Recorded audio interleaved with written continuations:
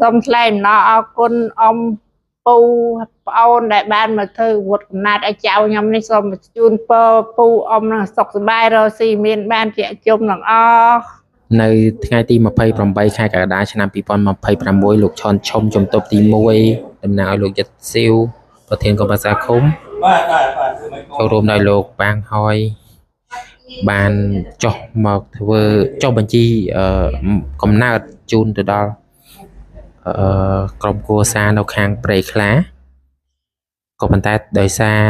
ការងារចាំបាច់សម័យខ្លួនត្រូវទៅភ្នំពេញ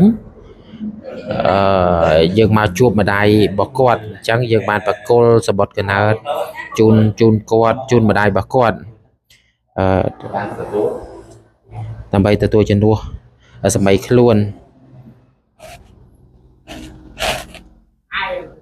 សូមអរគុណ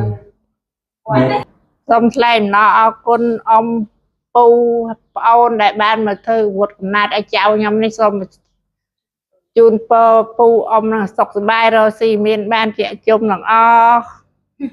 បាទអរគុណហើយ អត់ទៅចេះឲ្យពើ ហើយខ្ញុំក៏ជូនពរដល់មួយស្រីដែលបានសម្រាលបុត្រនោះក៏សូមឲ្យមានសុខភាពល្អដើម្បី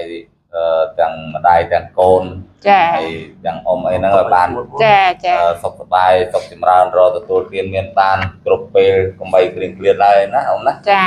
អរគុណ xong lên nó con ông pu ôn đại ban mà thư vượt nạt ở cháu nhầm đi xong chun pu ông là sọc bài rồi xì miền ban trẻ chung là o នៅថ្ងៃទី28ខែកក្កដាឆ្នាំ2026លោកឈុនឈុំជំទប់ទី1តំណាងឲ្យលោកយិតស៊ីវប្រធានគណៈសាឃុំចូលរួមដោយលោកប៉ាងហើយបានចុះមកធ្វើចុះបញ្ជីកំណើតជូនទៅដល់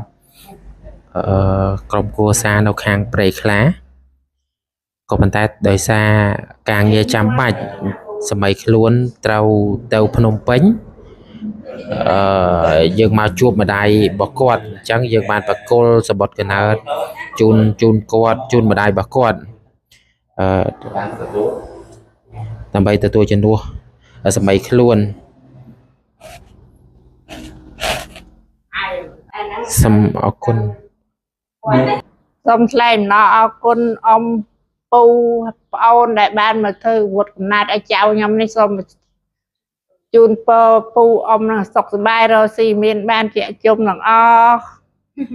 បាទអរគុណហើយ អត់ទៅចេះឲ្យពើ ហើយខ្ញុំក៏ជូនពរដល់មួយស្រីដែលបានសម្រាល